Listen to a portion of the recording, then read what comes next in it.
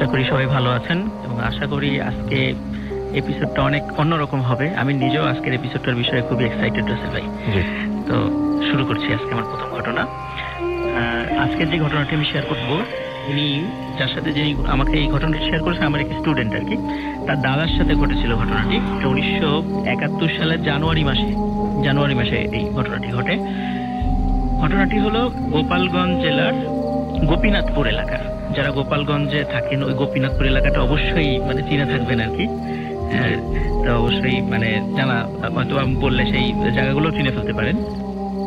যাই হোক, তো আমার ওই স্টুডেন্টের যে দাদা, উনি পেশায় ছিলেন আসলে ওই বিভিন্ন মন্দিরগুলোতে আমরা দেখি যে অনেকে ঢাক বা ঢোল বাজান, এই টাইপের কিছু লোক থাকে এবং দেখা যাচ্ছে যে বিভিন্ন অকেশনগুলোতে, সনাতন ধর্মাবলম্বীদের বিভিন্ন অকেশনগুলোতে এনাদের ডাক পড়ে এবং বিভিন্ন শ্মশানে বা বিভিন্ন জায়গায় যখন মৃতদেহ পোড়ানো হয় তখনও ওনারা ওই জায়গাগুলোতে যান এবং ওই ঢাক ঢোল বাজান তাদের ধর্মীয় বিধিবিধান অনুসারে আর কি।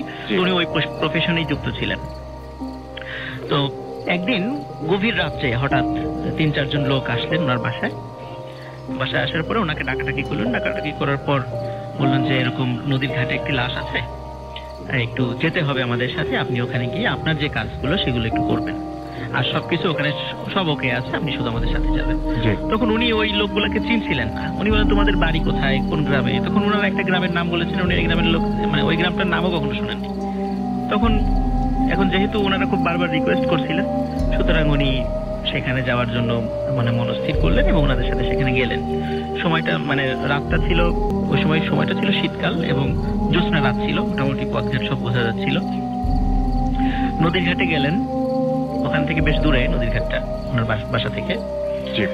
যাওয়ার পরে দেখলেন যে হ্যাঁ, অনেকগুলো লোক সেখানে দাঁড়িয়ে আছে, একটা ডেড বডিও আছে। কিন্তু অদ্ভুত ব্যাপার, মানে মৃতদেহ পোড়ানোর সময় তো অনেক খড়ি নিয়ে আসতে হবে সেখানে, কিন্তু আশেপাশে কোনো খড়ির কোনো চিহ্নই নাই। জাস্ট ডেড বডিটা একটা সাদা কাপড় দিয়ে ঢাকা, একটা তক্তার উপরে ডেড বডিটা রাখা আছে, এটাই।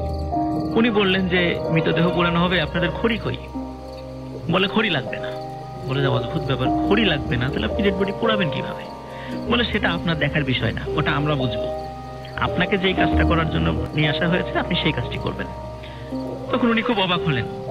তখন হঠাৎ করে তারা ওই লোকগুলো নির্দেশ দিলেন যে আপনি আপনার কাজ শুরু করেন, মানে আপনি ঢোল বাজাতে শুরু করেন। কারণ উনি খুবই অবাক হয়েছিলেন, কিন্তু তারপরও যখন বারবার ওরা বলছিল একটু ভয়ও পেয়েছেন, উনি ওনার কাজ শুরু করে দিলেন। তখন ওই ঢোল বাজাতে বাজাতে উনি খেয়াল করলেন যে হঠাৎ করে ওই যারা দাঁড়িয়ে ছিল ওনারা হাতে মানে মাটির এক ধরনের পাত্র ছিল, ওনারা একে একে নদীর কাছে যাচ্ছেন। নদীর কাছ থেকে ওই নদীতে ওই পানিটা ভরে নিয়ে এসে ওই মৃতদেহ শরীরের উপরে ঢেলে দিচ্ছেন। তো উনি আরো অবাক হলেন যে কি হচ্ছেটা কি এখানে, যে এরকম ঘটনা কেন ঘটছে, উনি কিছুই বুঝতে পারছিলেন না। উনি হঠাৎ খেয়াল করলেন এই যে পানি ঢালা হচ্ছে এবং ওই জ্যোৎস্না রাতে বোঝা যাচ্ছে, ওনাদের কাছে আলো ছিল যে ওই ডেড বডি থেকে মাংসগুলো খুলে খুলে নিচে পড়ে যাচ্ছে। অদ্ভুত ব্যাপার আছে, ডেড বডি থেকে মাংস, ওই পানি ঢালছে আর ডেড বডি থেকে মাংসগুলো খুলে নিচে পড়ে যাচ্ছে এবং মাংসগুলো পানিতে ধুয়ে ধুয়ে আবার নদীর ভিতরে চলে যাচ্ছে। তো এরকম ঘন্টাখানেক করার পর উনি মানে দেখলেন যে ওই সাদা কাপড়টা একদম ওই কাঠের যেই পাটাতনের উপর বডিটা শোয়ানো ছিল, সাদা কাপড়টা একদম কাঠের পাতাটার সাথে মিশে গেছে, মানে সাদা কাপড়ের নিচে আর কিছুই নেই, সব ওই পানিতে ধুয়ে চলে গেছে। যখন এটা শেষ হয়ে গেল তখন ওই লোকদের মধ্যে থেকে একজন এসে ওনাকে একটা পুটলি দিলেন, কাপড়ের একটা পুটলি দিয়ে বললেন যে তুমি কষ্ট করে এখানে আসছো, এটা হচ্ছে আমাদের তরফ থেকে তোমার জন্য উপহার এবং পারিশ্রমিক, এটা তুমি নিয়ে যাও। তো উনি পুটলিটা হাতে নিয়ে দেখলেন যে বেশ ভারী এবং মনে হচ্ছে ভিতরে পাথর জাতীয় কিছু আছে, এই মনে হচ্ছিল আর কি ওনার কাছে। তখন বললেন তুমি বাসায় গিয়ে খুলবা। উনি কেয়ার করা মানে হাঁটা ধরলেন, বললেন যে আমার সাথে গিয়ে একটু এগিয়ে দিয়ে আসবেন। বলেন না, আমরা কেউ যেতে পারবো না, তুমি একাই যেতে পারবা। তখন উনি কেয়ার করা একা একাই হাঁটা শুরু করলেন। হঠাৎ করে কিছুদূর এগিয়ে চিন্তা করে একটু পিছন দিকে তাকিয়ে দেখি তো কি অবস্থা। পিছন দিকে উনি তাকিয়ে দেখলেন যে ওখানে কিচ্ছু নাই, মানে ওখানে যে কিছুক্ষণ আগে অনেকগুলো লোক দাঁড়িয়েছিল একজন লোকও নাই, তবে ছোট ছোট বাচ্চা আকৃতির কিছু, মনে হচ্ছে কিছু বাচ্চা ছায়ার মতো দেখা যাচ্ছে, ওরা ওখানে কিছু ছোটাছুটি করছে। তখন উনি খেয়াল করলেন ওই বাচ্চাগুলো যখনই টের পেয়েছে যে উনি পিছন দিকে তাকিয়েছেন, উনি দেখলেন ওই বাচ্চাগুলো দৌড়ে নদীর মধ্যে চলে গেল। কোথায় গেল উনি আর কিছুই বলতে পারেন না। উনি ওই দৃশ্য দেখে খুবই ভয় পেয়েছেন। উনি চিন্তা করেন কি হচ্ছে কি আমার সাথে, এতদিন ধরে এই পেশার সাথে আছি, কখনো তো এই ধরনের কোনো ঘটনা ঘটে নাই, বা এই টাইপের লাশও তো আমি কখনো পুরানোর সময় এই ধরনের ঘটনা ঘটে কখনো দেখিনি। যাই হোক উনি খুব ভয় পেয়ে যান। উনি বাড়িতে চলে আসেন। বাড়িতে চলে আসার পরে উনি ওই পুটলিটা একটা জায়গায় রেখে উনি ঘুমিয়ে পড়েন। তো সকালে উঠে চিন্তা করে আসলে দেখে পুটলির মধ্যে কি আছে। তো পুটলিটা খুলে ওনার মেজাজটা খুব গরম হয়ে যায়। দেখে যে পুটলির মধ্যে বড় বড় কিছু দাঁত আছে, বড় বড় দাঁত, মাড়ির দাঁত। মাড়ির দাঁত। তো উনি চিন্তা করেন এগুলো মনে হয় গরু বা মহিষের দাঁত হবে। এবং উনি চিন্তা করেন এত কষ্ট করে রাতের বেলা গেলাম, এত ঘটনা ঘটলো, এরা এইরকম একটা আমার পারিশ্রমিক হিসেবে একটা নিষ্ঠুর রসিকতা করলো। তো উনি মানে মেজাজটা ওনার খুব গরম হয় এবং উনি রাগ করে, ওনার বাসার পাশে ছোট্ট একটা ডোবা ছিল, একটা পচা ডোবা, উনি রাগ করে ওই পুটলিটা ওই পচা ডোবাতে ফেলে দেন এবং মনে মনে তাদেরকে খুব গালি দিতে থাকেন যে এই ধরনের একটা ঘটনা আমার সাথে ঘটালে এত কষ্টের পারিশ্রমিক এইভাবেই তারা দিল। তো যাই হোক একদিন, 2 দিন, 3 দিনের দিন হঠাৎ একটা সমস্যা সৃষ্টি হয়।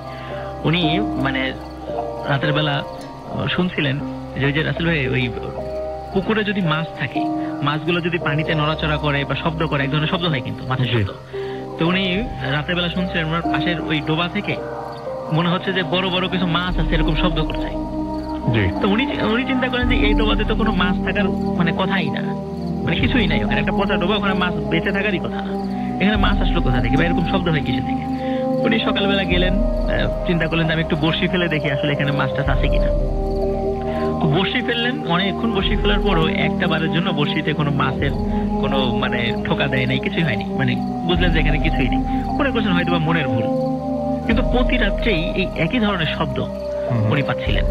এবং শুধু উনি পাচ্ছিলেন না, আশপাশ থেকে কয়েকজন প্রতিবেশী বলেছে কি ব্যাপার, তুমি তোমার ডোবায় এই পচা ডোবায় মাছ ছাড়লা কবে, মাগুর মাছ ছেড়েছো না কি মাছ ছেড়েছো, আমাদের কিছু কিছুই বললে না খাওয়ানোর ভয়ে। এরভাবে বিভিন্ন লোক বিভিন্নভাবে রসিকতা শুরু করলো। তখন উনি বলছেন যে না আমি তো এটা কিছু ছাড়ি নাই। তো এটা নিয়ে খুব মনের ভিতরে কিউরিসিটি জাগলো। উনি চিন্তা করলেন যে যেহেতু দিনের বেলা মাছের অস্তিত্ব পাওয়া যায় না, রাতের বেলা পাওয়া যায়, উনি রাতের বেলায় বড়শি নিয়ে মাছ ধরতে যাবেন। উনি রাতের বেলা যখন রাতের বেলা মাছের শব্দ শুনেছেন যে শব্দ হচ্ছে, উনি একটা বড়শি নিয়ে এবং আলো নিয়ে ওখানে গিয়েছেন। যাওয়ার পরে দেখলেন সত্যি মাছের মানে নিচ থেকে ওই মনে হচ্ছে যে পানি নড়াচড়া করছে এরকম শব্দ, মানে এরকম দেখা যাচ্ছে ওখানে। উনি দেখে নিজেও খুব অবাক হলেন এবং বড়শি ফেললেন ওখানে। বড়শি ফেলার কয়েক মিনিটের মধ্যেই হঠাৎ ওনার বড়শিতে টান অনুভব করলেন উনি, এবং প্রচন্ড শক্তি দিয়ে মনে হচ্ছে যে ওনার বড়শিটা কেউ নিচ দিকে টানছে।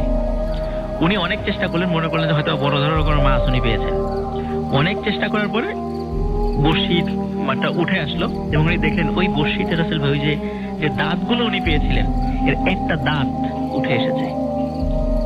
উনি এটা দেখে মারাত্মক ভয় পেয়ে যান। উনি তখন তাড়াতাড়ি বড়শি টসি ওই পানিতে ফেলে দিয়েই উনি দৌড়ে বাসায় চলে আসেন। বাসায় এসে তাড়াতাড়ি উনি শুয়ে পড়েন এবং এই ঘটনা কাউকে উনি বলেন নাই।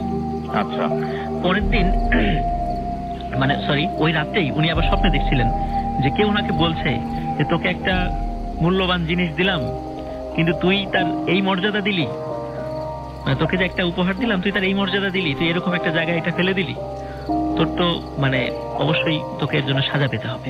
এইভাবে উনি স্বপ্নে শুধু একদিন এটা দেখেছিলেন। তো যেদিন দেখেছেন পরের দিন সকালবেলা হঠাৎ করে উনি ওনার 14-15 বছর বয়সী একটা ছেলে আছে, তো বলে ওনার স্ত্রী বলছে সকাল থেকে ছেলেকে পাওয়া যাচ্ছে না। মনে করছে মানে দুরন্ত ছেলে হয়তো বা আশেপাশে কোথাও গিয়েছে, কিছুতেই মানে খুঁজে পাওয়া যাচ্ছে না, তো যাচ্ছেই না। সন্ধ্যার দিকে ওই ডোবা থেকে ওই ছেলের লাশটা ভেসে ওঠে এবং অদ্ভুত ব্যাপার ওই ডোবাটা কিন্তু ছিল একটা অগভীর এবং ওই ছেলেটার বয়স তো 14-15 ছিল, তার বড় জোর বুক পানি পর্যন্ত হবে সেখানে পানিটা, ওখানে তার ডুবে যাওয়ার কথাই না এবং তার ছেলে যথেষ্ট ভালো সাঁতার জানত, ওখানে মারা যাওয়ার তার কথাই না। তো উনি এটা খুবই ভয় পেয়ে যান এবং ছেলে হারানোর শোক, তারপরে এই ধরনের অদ্ভুত ঘটনা, এটা ওনাকে খুব মানে কাতর করে তোলে। উনি ওনার ধর্মের একজন ভালো সাধু গোছের একজনের সাথে কাছে যে পরামর্শ নেন যে এই ঘটনার ডিটেলস সবকিছু খুলে বলেন। তখন উনি বলেন যে যেহেতু এই ধরনের ঘটনা ঘটছে, আসলে এরা কেউ মানুষ ছিল না, তোমাকে উপহার হিসাবে জিনিসগুলো দিয়েছিল, তোমাকে ওই উপহারগুলো তোমার ওই খারাপ জায়গাতে, বিশেষ করে নোংরা জায়গাতে ফেলাটা উচিত হয়নি। তো যাই হোক একটা কাজ করো, ওই জায়গাটা ভরাট করে ফেলো। তো ঠিক আছে, মাটি টাটি ফেলে জায়গাটা ভরাট করে ফেলা হলো। ভরাট করে ফেলার পরে এরকম কয়েকদিন ভালো যাচ্ছিল, কোনো সমস্যা হচ্ছিল না। তো একদিন উনি পাশের গ্রামের থেকে পূজা অর্চনা শেষ করে আসতে অনেক দেরি হয়ে যায়।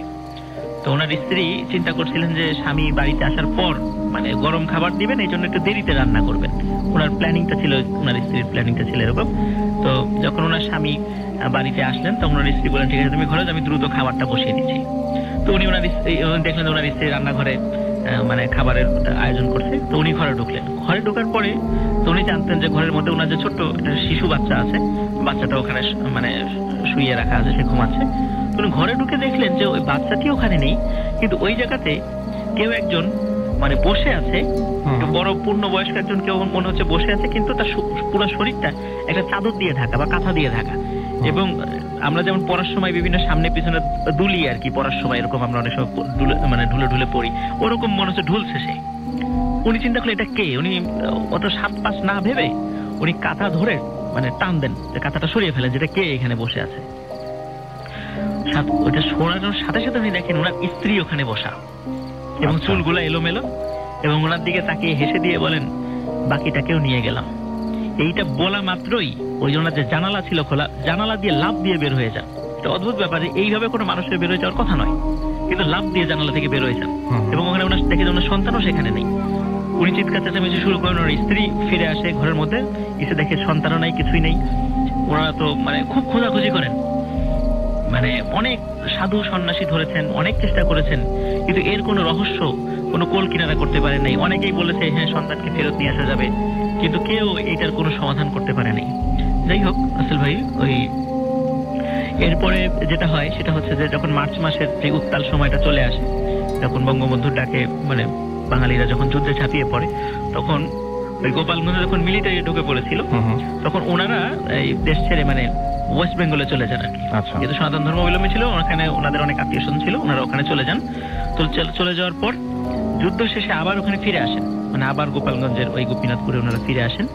ফিরে আসার পর ওখানে যারা স্থানীয় ছিল তখন তারা পরামর্শ দিলেন, তোমরা এই জায়গাতে আর থেকো না। তখন বললো কেন, কি হয়েছে? তখন স্থানীয় লোকদের কাছ থেকে আর একটা অদ্ভুত একটা গল্প শোনেন, যে পাকিস্তানি সেনাবাহিনীর একটা মানে দল এখানে আসে, একজন লেফটেন্যান্ট পদমর্যাদার কর্মকর্তার অধীনে। ওখানে এসে অস্থায়ী একটা তাবু করে কয়েক রাত্রের জন্য। তো তাবু করার পর সকালবেলা পাকিস্তানি সোলজারদের একজনকে ওই যে জায়গাটাতে আসলে ভরাট করা হয়েছিল, পচা ডোবাটা, ওই জায়গায় একজন পাকিস্তানি সোলজার মৃত অবস্থায় পাওয়া যায়। প্রথম দিকে মনে করেছিল এটা হয়তো বা মানে মুক্তিবাহিনীর কেউ এই কাজ করেছে, কিন্তু তার শরীরে আঘাতের কোনো চিহ্নই ছিল না। তখন এটার কোনো কুল কিনারা করতে পাওয়া যায় নাই যে কিভাবে সোলজারটা মারা গেল। পরের দিন ওই লেফটেন্যান্ট সাহেব মানে কাউকে মানে কোনো ব্যাখ্যা ছাড়াই হঠাৎ করে বলেন যে ক্যাম্পটা এখান থেকে সরিয়ে নিতে হবে, এখানে থাকা যাবে না। উনি কি দেখেছিলেন, কি হয়েছিল, উনি কাউকে বিষয়ে কিছু বলেন নাই, যেহেতু ওনার এখন কি অবস্থায় আছে বাসাটা। তো ওনারা পরবর্তীতে ওখান থেকে মানে এই ঘটনা যখন শুনলেন, ওনারা ওখানে থাকেন নাই, ওনারা ঢাকাতে চলে আসেন। আর এখন রাসেল ভাই আমি যতদূর মানে আমাকে যে বলেছে, ওরা তো দীর্ঘদিন ওখানে যায় না, তবে যতটুকু মানে আমাকে বলেছে যে এখন পর্যন্ত গোপীনাথপুরের ওই যে তার ওই ভিটাটা এখন পর্যন্ত জঙ্গল অবস্থায় আছে, ওখানে কেউ থাকে না। Thank you.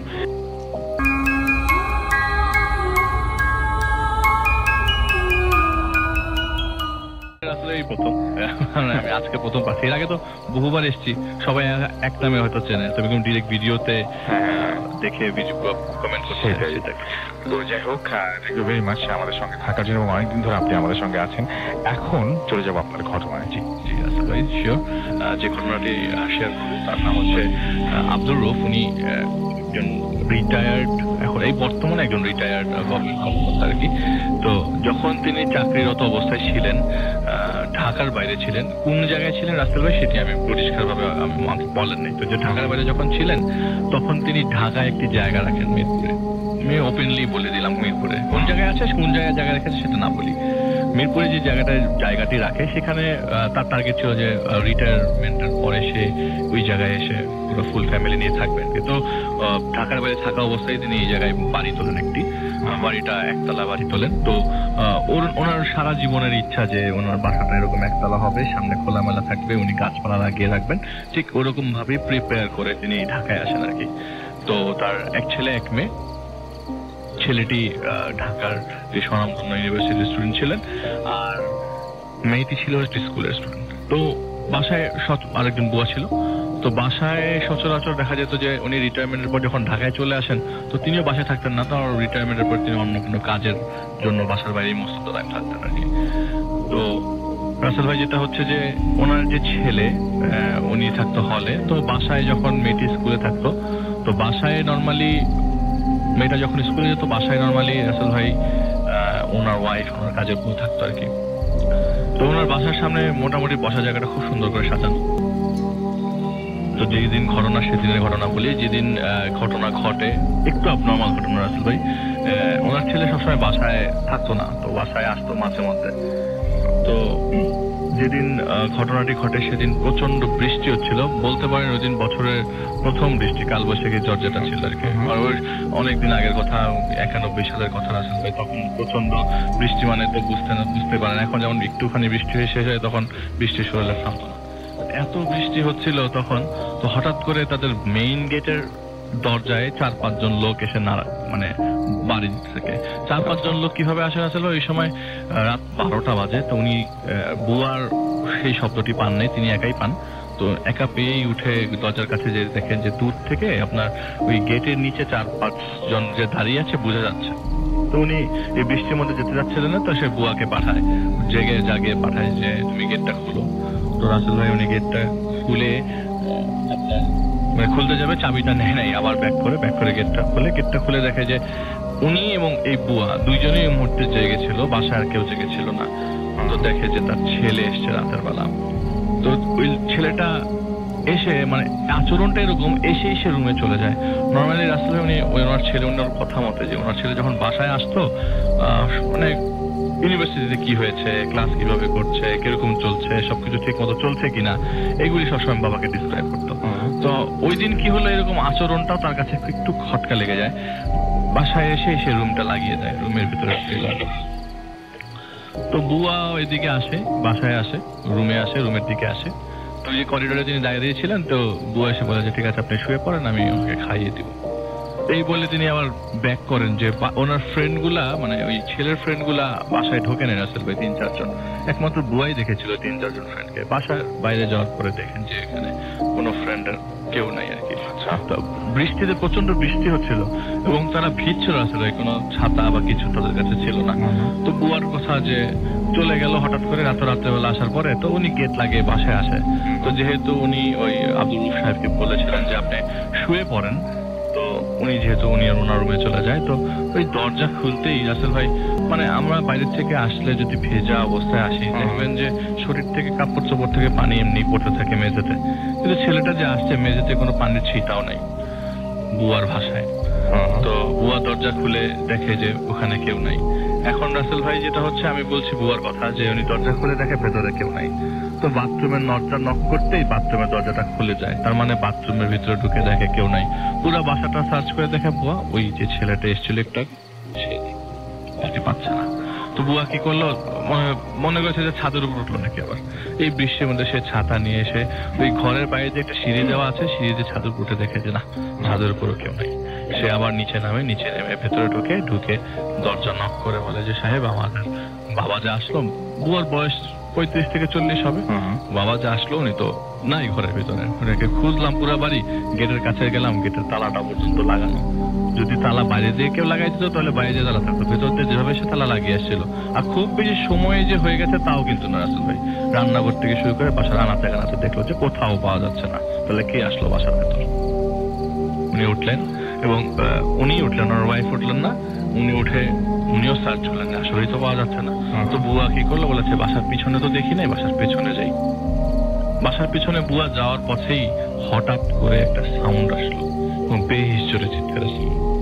উনি এক দৌড়ে ভিজে ওই বাসার যে জায়গাটাতে উনি মাটি ফেলে সুন্দর করে বসার জায়গা করেছিল, ওটার পিছন দিক দিয়ে গাছগাছালি, তো পিছনে যাওয়ার পরে সে দেখে যে বুয়া পড়ে আছে। বুয়াকে ঘরে টেনে নিয়ে আসে এবং জোরে জোরে ডাকতে থাকে ওনার ওয়াইফকে। ওনার ওয়াইফও তাকে হেল্প করে বাসায় বুয়াকে নিয়ে যায়। নিয়ে যাওয়ার পরে যেটা হয় যে বুয়া জ্ঞান ফিরছিল না, পালস আছে, শ্বাস নিচ্ছে, সবকিছু নরমাল, সবকিছু নরমাল, কিন্তু বুয়া অ্যাপারেন্টলি সবকিছু নরমাল, কিন্তু বুয়ার কোনো জ্ঞান আসছে না। 2 ঘন্টা 3 ঘন্টা হয়ে গেছে, বুয়ার কোনো জ্ঞান আসছে না। ওই পর্যায়ে তারা ডিসিশন নেয় যে ঠিক আছে হাসপাতালে নিয়ে যাব। বুয়াকে যখন হাসপাতালে নিয়ে যাওয়া হয়, সেই বুয়া তাদেরকে যখন জ্ঞানটা ফেরার পরে বুয়া কাউকে চিনে না আসে। আবারও তাকে ঘুমের ইনজেকশন দিয়ে ঘুম পাড়িয়ে দেওয়া হয়। যখন ঘুম থেকে ব্যাক করে, হঠাৎ করে তার সবার কথা মনে পড়ে। একে একে পুরা ঘটনা শ্রেণী বলে যে ওই দিন গতকাল রাত দুই দিন আগের রাতে যে ঘটনাটি ঘটে, সে রুমের ভিতরে সবাইকে খোঁজার মানে ওই ভাইয়াকে খোঁজার পরে সে আর কাউকে ওই ভাইয়াকে খুঁজেই পায় নাই। তো যখন সে ওই বসার জায়গাটা ক্রস করে পেছনে গাছের দিকে যায়, তিনি দেখেন যে আবছালোতে কি জানি ঝুলছে। আরো কাছে যায়, গিয়ে দেখে যে আব্দুর রউফ সাহেবের ছেলের ডেড বডি ঝুলছে গাছের ভেতর। এটা দেখে তিনি অজ্ঞান হয়ে যায়। এখন সবচেয়ে ভয়ের কথা হচ্ছে, যিনি যে ঘটনাগুলো খুলে বলছেন কাদের সামনে বলছেন? সেখানে আব্দুর রউফ সাহেবের ছেলেও ছিল, আব্দুর রউফ সাহেবও ছিল, তার মেয়েও ছিল, তার ওয়াইফও ছিল। তার মানে তার ছেলে ওই দিন ঘরে আসেই নাই। আসেন এই জিনিসটা শুধু একমাত্র প্রত্যক্ষ করে হচ্ছে আব্দুর রউফ সাহেব নিজে। বুয়ার সাথে সাথে তিনি তো প্রত্যক্ষ করেনি, তো সে কি করেন, একজন বাবাকে নিয়ে আসেন, একজন বুজুর্গ মানুষকে নিয়ে আসে বাসাটার মধ্যে। পুরো বাসাটা সার্চ করে দেখে ওই লোকটা তাকে ডিটেলসে কিছু বলে না, বলে যে খালি আমি একটা কাঠি গেড়ে দিয়ে যাচ্ছি বাসার মাঠের মাঝখানে, আপনারা কি করবেন, এই জিনিসগুলো করবেন। কি কি বলেছে রাসেল ভাই সেটা আমি বলছি না, এইগুলি করবেন। আর মোস্ট ইম্পর্টেন্ট কথা, আপনারা কিছু খারাপের জন্য প্রিপেয়ার থাকেন, যেটা হয়তো আপনাদের ঘটতে পারে আপনার জীবনের জন্য থাকবে। এটা বলে গেল উনি। ঠিক এক সপ্তাহ পর রাসেল ভাই, এই এক সপ্তাহের মধ্যে যেসব উল্টো পাল্টা কাজ হচ্ছিল, যেমন মনে করেন রাত্রেবেলা ঘুমাতে যাবে, রাত্রে ঘুমানোর অবস্থায় হঠাৎ করে ঘুম ভাঙলো। কিসে ঘুম ভাঙলো? ছাদের উপরে মনে হয় একটা গাছ ভেঙে পড়েছে, এরকম সাউন্ড। উনি যাচ্ছে না উপরে, কিন্তু ছাদের উপরে একটা গাছ ভেঙে পড়েছে। অথবা রান্নাঘর থেকে ধোয়ার কিছু গন্ধ স্মেল আসছে, রান্নার স্মেল আসছে, হয়তো কেউ রান্না করছে। রাত্রে 12টা 1টা 2টার দিকে কে রান্না করবে? আসি ঘুম ভাঙছে, এমন সময় স্মেল আসছে রান্নাঘর থেকে রান্না করা। উনি জিনিসগুলাকে নর্মাল হিসাবে নিলেন না। এক সপ্তাহ পর কাউকে নর্মাল কোনো ঘটনাই না রাসেল ভাই, এগুলি নর্মাল কোনো ঘটনাই না। এক সপ্তাহ পর উনি যখন রাত্রেবেলা ঘুম ভাঙে না, খুব আহামরি কিছু না, নর্মাল অবস্থায় ঘুম ভাঙে, বাথরুমে যাবে, ওয়াশরুমে যাওয়ার পথে হঠাৎ করে ভূমিকম্পের মতো একটা জিনিস ফিল করে সে, বাসাটা নড়ছে। তিনি তার ওয়াইফকে সবাইকে জাগায়, এই ভূমিকম্পের মতো নড়ছিল। তো বাসার সবাই ছিল, তার ছেলেও ছিল। তো বুয়া রুমে দেখে যে সবাই উঠে গেছে, বুয়াকেও সে জাগাতে গেছে। গিয়ে যেটা দেখে যে বুয়া শুয়ে আছে, সারের মেঝেতে রক্ত, আর বুয়ার দুটা কবজি আলাদা হয়ে আসে পরের বাসায়। ও মাই গড, এটা যদি কেউ সামনাসামনি দেখে, হঠাৎ করে যাওয়ার পরে রুমের মধ্যে কবজি কাটার কোনো রহস্য বা। এবং রাসেল ভাই, ওনারা আউট অফ নোওয়্যার এরকম ঘটনা এই প্রথম দেখলো। আর তাদের বাসার মধ্যেই ঘটলো এই ঘটনাটা। বুয়ার বাসায় ঘটলে একটা কথা ছিল, সেফ হয়ে যেত। তো বাসায় ঘটছে এখন, আশেপাশের মানুষ পরের দিন আসার পরে যখন ডেড বডি রিসিভ করলো, পোস্টমর্টেম হলো। পোস্টমর্টেমে ডেড বডি মানে মেরেছে তো মেরেছেই, আবার সেই সাথে দুটো কবজি আলাদা হয়ে গেছে। তো মোস্ট ইম্পর্টেন্ট কথা যে যখন ইনভেস্টিগেট চালানো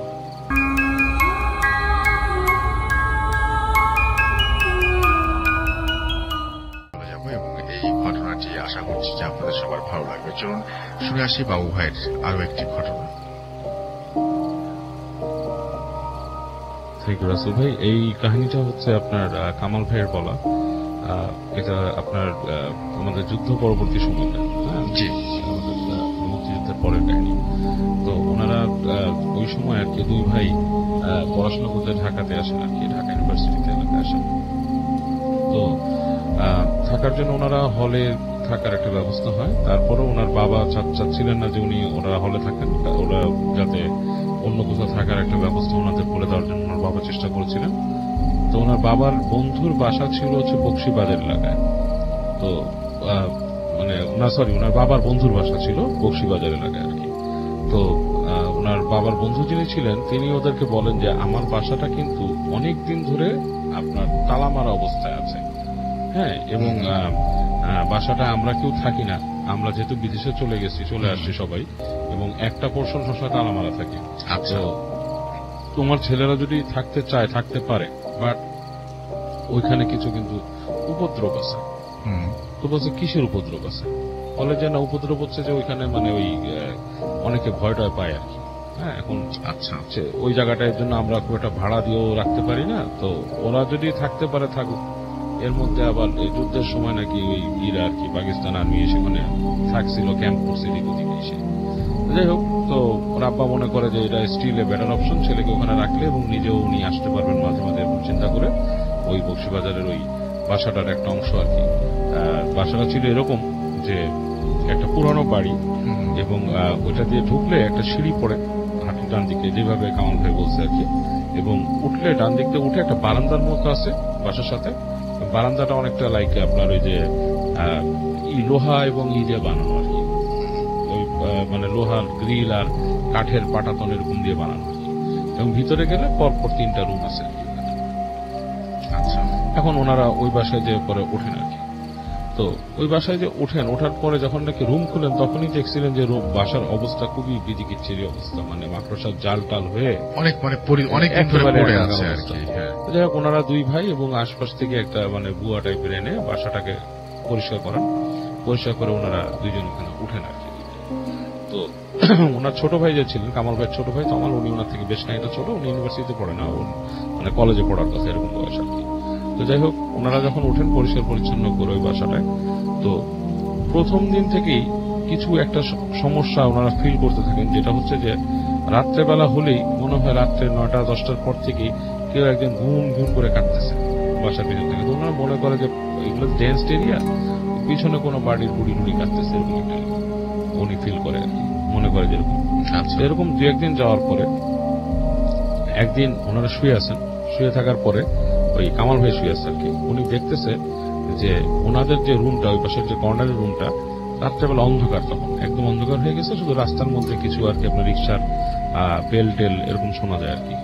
তো দেখতেছে হঠাৎ করে যে ঠিক ওই পায়ের কাছ দিয়ে আর কি, উনি যে শুয়ে আছেন খাটের কাছে, ওই পায়ের কাছ দিয়ে কেউ একজন আসতেছে এবং মনে হচ্ছে যে কুজা, মানে লাইক মানে একটা মানুষের বয়সের ভারে যেরকম নুয়ে যায় সেরকম একটা কুজো মানুষ আসতেছে। এবং উঠলে মানে যখন উনি একটু একটা করে পা ফেলতেছে তখন পিঠটা উঁচু হয়ে যাচ্ছে, আবার যখন পাটা ফেলেছে তখন নিচু হয়ে যাচ্ছে। তো উনি পায়ের কাছ থেকে সে ধড়ফড় করেই প্রায় উঠে বসছে বিছানার মধ্যে। আচ্ছা, উঠে তাকায় দেখতেছে যে একটা বুড়া মানুষের মতো অবয়ব, পুজো এরকম করে করে আসতেছে, আস্তে আস্তে এই রুম থেকে ওই রুমে চলে গেল।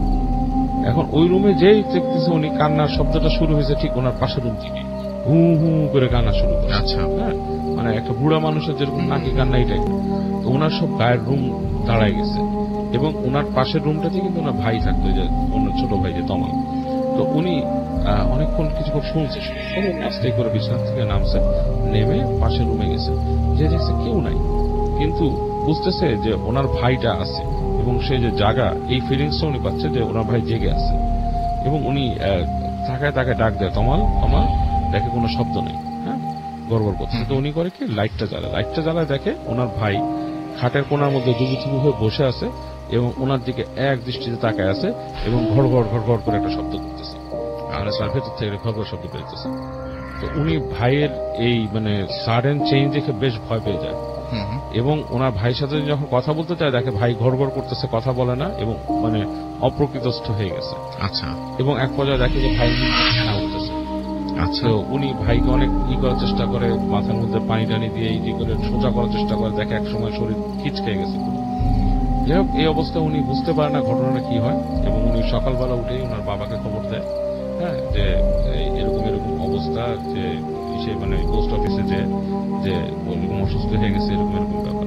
তো ওনার বাবা ওই মহাশাল শহর থেকে চলে আসেন তার ভ্যাকসিন করে, এবং এর মধ্যে ইন দ্য টাইম ডাক্তার ডেকে নিয়ে আসছে। কি হয়েছে?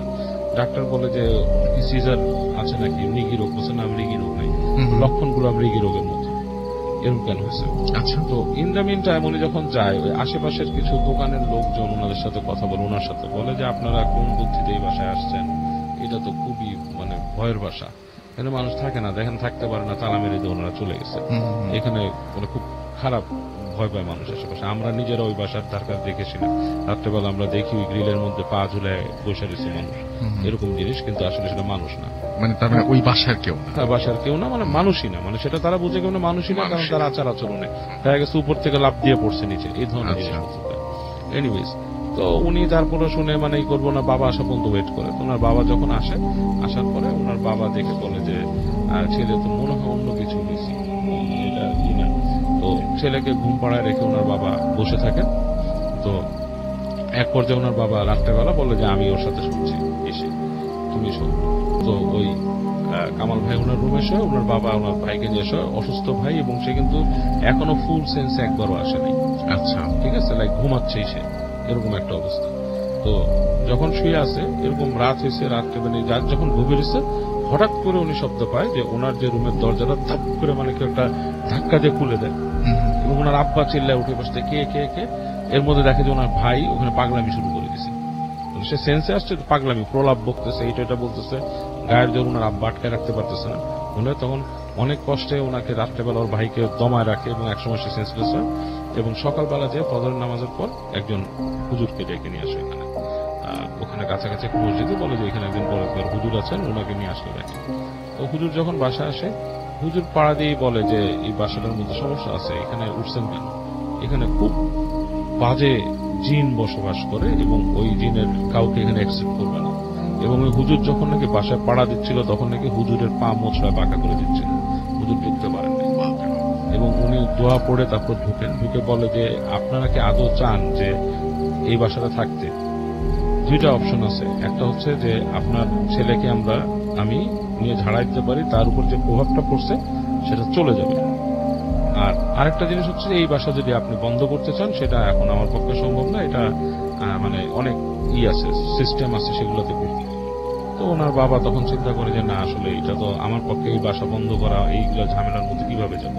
তো বলছে এই চেষ্টাটাও করেন না আপনারা, কারণ কি এই যে জিনটা আছে সে অনেক একটা এল্ডার, মানে অনেক সিনিয়র একটা জিন, অনেক পুরানো বয়স্ক, এবং সে এটা অ্যালাউ করবে না, আপনাকে অনেক ঝামেলা করবে। এরা অনেক যাইতে চায় না। অনেকে আছে এরকম, যেখানেই দেখবেন যে এই ধরনের জিনিস হচ্ছে তারা হচ্ছে অনেক পুরানো, এরা মানুষকে অনেক সমস্যা করে এবং আপনার ছেলেকে কিন্তু শেষ করে ফেলবে এখানে থাকলে, সুযোগ পেলেই ফেসতে শুধু। তো ওনার ওই ঝাড়ায় আর কি, তো ওর ভাইকে ঝাড়ায়, অনেক কষ্ট হয় ভাইকে ঝাড়াইতে। আসল ভাই তার মানে লাইফ একদম হয়ে যায়, ভাইকে ওখানে ঝাড়ায় এবং আলটিমেটলি অনেক বছর পর্যন্ত ওনার ভাই মানে ওই যে রাত্রে বেরোতে পারতো না, তাবিজটা ক্ষয় হয়ে গেলে তার সমস্যা হইতো, তারপর এই ধরনের প্রবলেম গুলো হতো। এবং ওই আলটিমেটলি ওই বাসা নাকি পরবর্তীতে আমি জানি না এখনো আছে কিনা, ওটা বলছে কামাল ভাই যেটা বলছিল যে বাসাটা এখনো থাকতে পারে, কারণ ওই জায়গায় ডেভেলপার ঢুকে নেয়, সম্ভব না এই জন্য হয়তো। বলছে যে ওই মানে একটা নির্দিষ্ট জায়গা উনি বলছে ওই জায়গায় গেলে যদি বাসাটা এখনো থাকে, তাহলে দেখবা আমার বিশ্বাস ওখানে এখনো মানুষ থাকে না।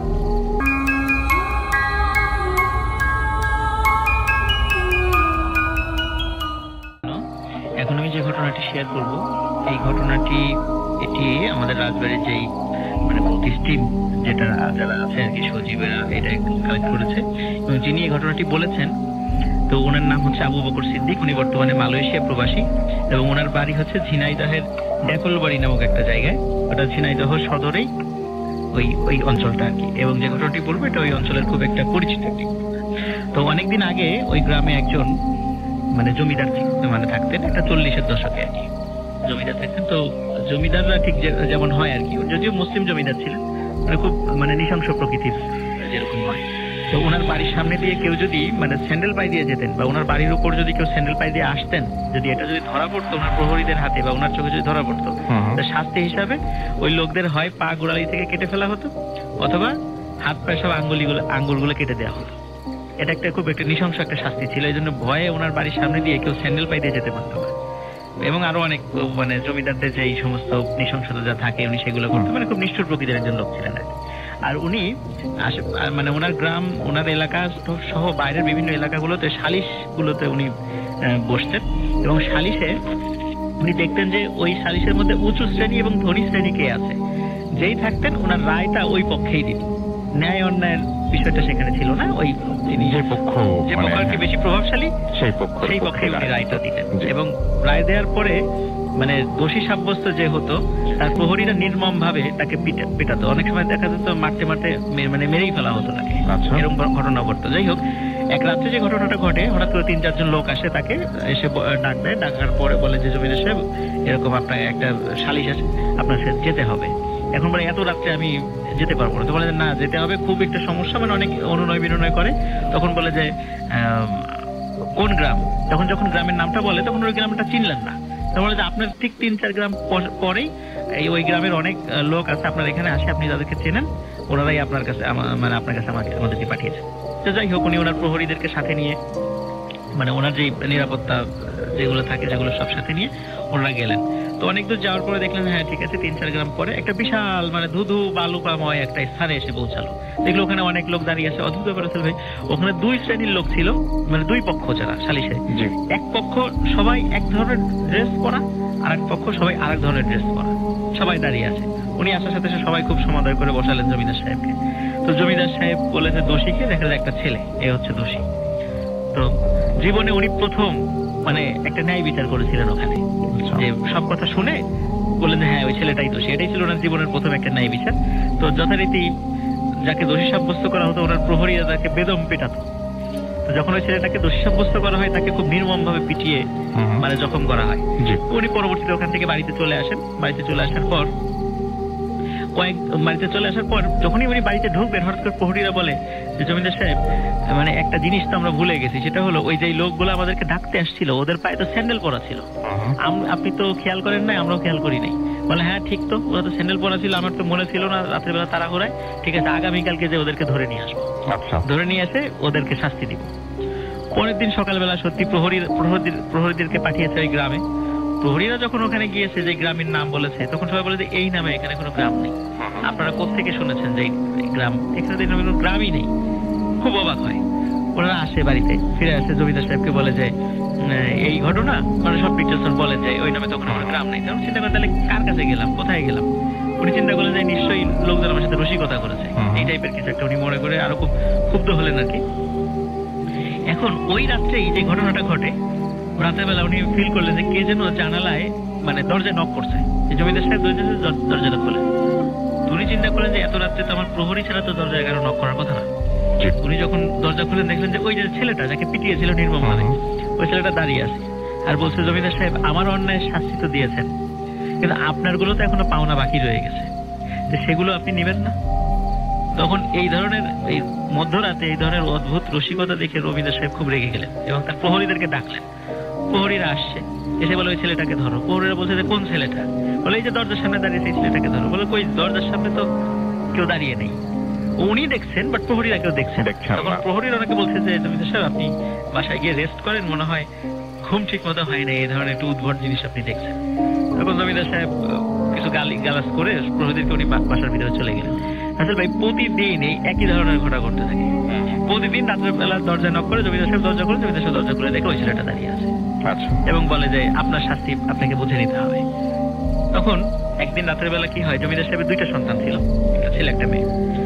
এক রাত্রে তার ছেলের ঘর থেকে প্রচন্ড শব্দ, মানে আর্তনাদের শব্দ শোনা যায়। তো দ্রুত সেখানে ঘরে গিয়ে দেখে ওনার ছেলের হাত এবং পায়ের সবগুলো আঙ্গুল কেটে ফেলা হয়েছে, কে যেন আঙ্গুল কেটে ফেলেছে এবং প্রচুর পরিমাণে ব্লিডিং হচ্ছে। আর তৎকালীন সময় তো এত মানে হসপিটালও ছিল না, এই ধরনের কোনো সুব্যবস্থাও ছিল না, রক্ত দেওয়ার মতো ব্যবস্থাও ছিল না। প্রচুর পরিমাণে ব্লিডিং হওয়ার কারণে ওই রাত্রে ওনার ছেলের মৃত্যু ঘটে। এবং ডাক্তারের কাছে ডাক্তার দেখানোর সময় পাইনি।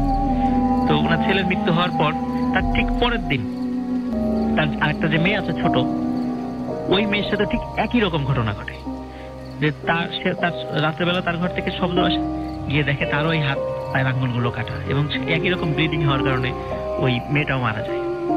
তখন কিন্তু ওই যখন যেদিন ওই ছেলেটা মারা গেল, ওই দিন থেকে ওই যে দরজায় যে নক করা হচ্ছিল এ আর আসে না। তখন থেকে আর জমিদার সাহেব ওই নক করা বা ওই জিনিসটা শোনেন না। তারপরে কি হলো, বেশ তার সপ্তাহখানেক পর হঠাৎ রাত্রে উনি ফিল করলেন যে ওনার পাশে ওনার স্ত্রী ঘুমিয়েছিলেন, উনি মনে হয় নাই। এবং নাই তো ঠিক আছে, কিন্তু আবছা আলোতে মনে হচ্ছিল যে ওনার পায়ের কাছে কিছু একটা নড়ছে বা ঝুলছে, এরকম কিছু মনে হচ্ছিল। উনি যখন আলো জ্বালালেন তখন এই দৃশ্য দেখার জন্য উনি প্রস্তুত ছিলেন না। উনি দেখলেন ওনার স্ত্রী গলায় ফাঁস নিয়ে ঝুলছে। কেন মারা গেলেন, কি কারণে মারা গেলেন, ওনার স্ত্রীর সাথে কোনো মানে ঝগড়াঝাটিও হয়নি, এটা উনি কিছুতেই বলতে পারেন না। যখন ওনার স্ত্রী এবং 2 সন্তান উনি হারালেন, তখন উনি খুব মানসিকভাবে ভেঙে পড়লেন এবং ওনার একটা দুঃসম্পর্কের ভাই ছিল, তাকে ডেকে জমিদারিগুলো বুঝিয়ে দিতে চাইলেন। কিন্তু ওই ঘটনাটা ঘটার আগেই আর একটা দুর্ঘটনা ঘটে। সেটা হচ্ছে একদিন রাতের মানে সকালবেলা প্রহরীরা এসে দেখে জমিদার সাহেব দরজা খুলছেন না। জমিদার সাহেবের যখন দরজা বারবার নক করার পর যখন খোলা হচ্ছে না, তখন দরজা ভেঙে যখন ঘরে ঢোকে তখন দেখে জমিদার সাহেব বিছানার উপরে পড়ে আছেন এবং ওনার হৃৎপিণ্ডটা ঠিক ওনার বুকের উপরে রাখা এবং ওনার মুখ দিয়ে প্রচুর পরিমাণে রক্ত বের হয়েছে। এবং ওটা দেখে স্পষ্ট বোঝা যাচ্ছিল ওনার শরীরে অন্য কোথাও ক্ষত ছিল না, মনে হচ্ছিল ওনার কেউ ওনার মুখের মধ্যে দিয়ে হাত ঢুকিয়ে ওনার হৃৎপিণ্ডটা টেনে বের করে আনা বের করে নিয়ে এসেছে আচ্ছা। এবং যার ফলে ওনার মৃত্যু ঘটে। তো ওনার একটা ওসিয়ত করা ছিল যে ওনার মৃত্যুর পরে ওনার কবরটা যেন এমন ভাবে বাধাই করা হবে, পাকা করে তার মাটির নিচেই পাকা করতে হবে, তারপর লাশটা রাখতে হবে, যাতে করে কোনো কুকুর শিয়াল বা এগুলো যেন কবর খুঁড়তে না পারে এবং সাধারণ মানুষের কবর থেকে সেটা যেন আলাদা হয়, যেহেতু উনি জমিদার মানুষ, এটা ওনার একটা ওসিয়ত ছিল। তখন ওনার ওই ওসিয়ত অনুযায়ী ওইভাবে ওনার প্রহরীরা ওই কবর পাকার কাজটা শুরু করেন। কবর টবর যখন পাকা হয়ে যায় তখন ওই লাশটা ওনার ভিতরে রাখা হয় এবং যখন মাটি দিয়ে ঢেকে দেওয়া হয় তখন ঘটে এক বিপত্তি। বারবার শুধু উপরের মাটিটা ভেঙে পড়ে যাচ্ছিল নিচে, কিছুতেই মানে এই কবরটাই করা যাচ্ছিল না, মানে ওইভাবে দেয়া যাচ্ছিল না, নর্মালি যেভাবে কবরগুলো হয় কিছুতে দেয়া যাচ্ছিল না। শেষ পর্যন্ত যিনি জানাজা পড়িয়েছিলেন উনি বলেছিলেন যে এইভাবে কবর দেওয়া হবে না, ওনাকে একটা সাধারণ কবরে কবর দিতে হবে। অবশেষে আরেকটা সাধারণ কবর খোঁড়া হয়, সেখানে কবরটা ওনার কবর দেওয়া হয়। তো এইভাবেই ওনার জীবনের ইতি ঘটে। তো ওই যে যারা যেখানে উনি গিয়েছিলেন বিচার করতে গিয়েছিলেন, ওরা আসলে কারা ছিল, কিভাবে ছিল, এটা অনেকটা রহস্য রয়ে গেছে। ওই ঝিনাইদহের এই ডেফলবাড়ি এলাকায় এই ঘটনাটি এখনো লোকের মুখে প্রচলিত। যারা ওই এলাকার আছেন বা শুনছেন তারা হয়তো এই ঘটনাটার সাথে অবশ্যই পরিচিত থাকবেন। Thank you. ওকে,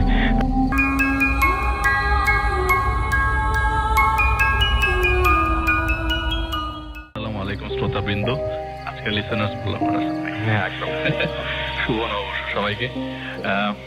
আসলে রাসেল ভাই যে ঘটনা নিয়েছি সেটা কি ভূতের ঘটনা বলবো না ভয়ের ঘটনা বলবো নাকি হৃদয়ের ঘটনা বলবো আমি জানি না। হ্যাঁ। আমি মনে হচ্ছে যে আসলে ভূত বা ভয় বা পেতনি বা এইসব জিনিসগুলো থেকে আলাদা করে যদি ঘটনাটাকে দেখা হয় তাহলে একটু হার্ট টাচিং বলতে গেলে। আচ্ছা, তো যে ঘটনাটা নিয়ে এসেছি আসলে আজকে রাসেল ভাই আরেকটু কথা মাঝখান দিয়ে ইন্টারাপ্ট করে নিয়ে আসেন ভাই। থ্যাংক ইউ আপনার এত সুন্দর অ্যারেঞ্জমেন্টের জন্য। Thank you so much. Please ভাই আপনারা সবাই আসেন এখানে, ঘটনা নিয়ে আসে, রাসেল ভাই আতিথেয়তা মিস করতে হবে না। তো ইনশাআল্লাহ রাসেল ভাই থ্যাংক ইউ সো মাচ। যে ঘটনাটা শেয়ার করবো সেটা 1988 সালের বন্যার ঘটনা। আমরা জানি 1988 সালের বন্যাটা আসলে সেপ্টেম্বর এবং অগাস্ট ধরেই হয়েছিল।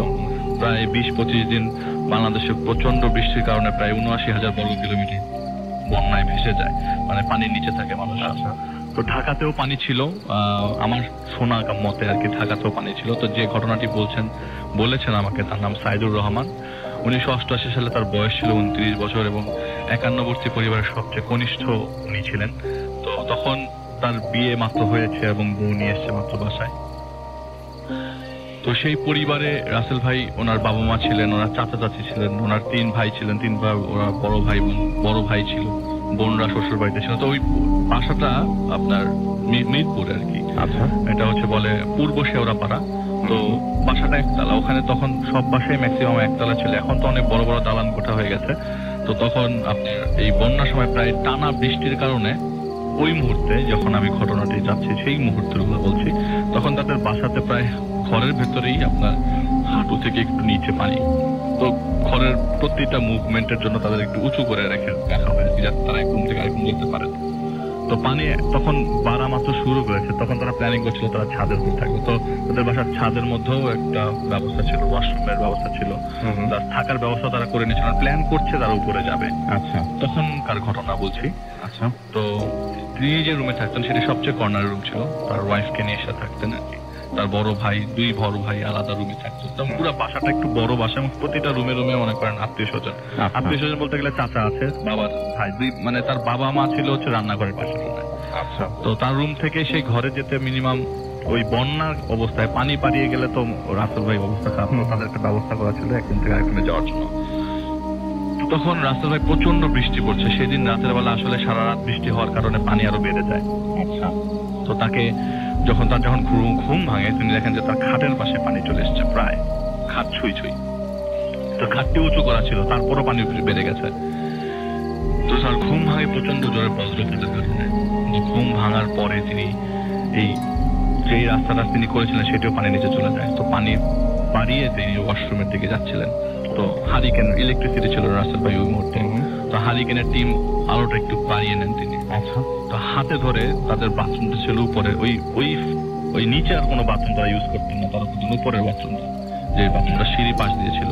তো বাড়ি দিয়ে সিঁড়ি থাকার কারণে তিনি সিঁড়ির দিকে যাচ্ছিলেন। এমন সময় দেখলেন রাত তখন 3:40 বাজে, তিনি দেখেন তার হাতের মধ্যে সবসময় একটা কেসিও ঘড়ি লাগানো থাকতো, অলওয়েজ সে পরে থাকতো, ঘড়ি খুলতো না, বলতে গেলে সবাই কেসিও ঘড়ি পরে করতেন। তবে এই যে ঘড়িতে আমি দেখি রাত 3:40 বাজে, এমন সময় আমি বের হয়ে দেখি আব্বা বাইরে দাঁড়িয়ে আছে। আচ্ছা, হারিকেনের আলোতে আব্বাকে আমি স্পষ্ট দেখতে পেলাম। আপনি বলেন, আব্বা আপনি এখানে কি করেন? আপনি ভেতরে যান, রাত 3:40 বাজে। তা আমি মনে করি আব্বা মনে হয় ওয়াশরুমের জন্যই আসছে। আমি ছাদে উঠে যাই, ছাদে উঠে ওয়াশরুম করে যখন বাইরে হয়ে দেখি যে আব্বা আস্তে আস্তে পানি পাড়িয়ে রাস্তার দিকে চলে যাচ্ছে। আমি বললাম, আব্বা আপনি কোথায় যাচ্ছেন? সে বলছে যে আমি আব্বাকে বারবার আটকে রাখার চেষ্টা করছি, ডাকছি, কিন্তু সে আমার কথা কিছুতেই শুনছে না। আমি তার সাথে পিছনে দৌড়ে যাই। সে দৌড়ে অনেক দূর পর্যন্ত তার আব্বার পেছনে, সে যতই কাছে যাওয়ার চেষ্টা করে তার আব্বা ততই ফাস্ট তার থেকে অনেক দূরে চলে যাচ্ছে। তো রাসেল ভাই, আমি আপনাকে বলে রাখি, ঠিক আগের দিন রাতে সে একটি স্বপ্ন দেখে।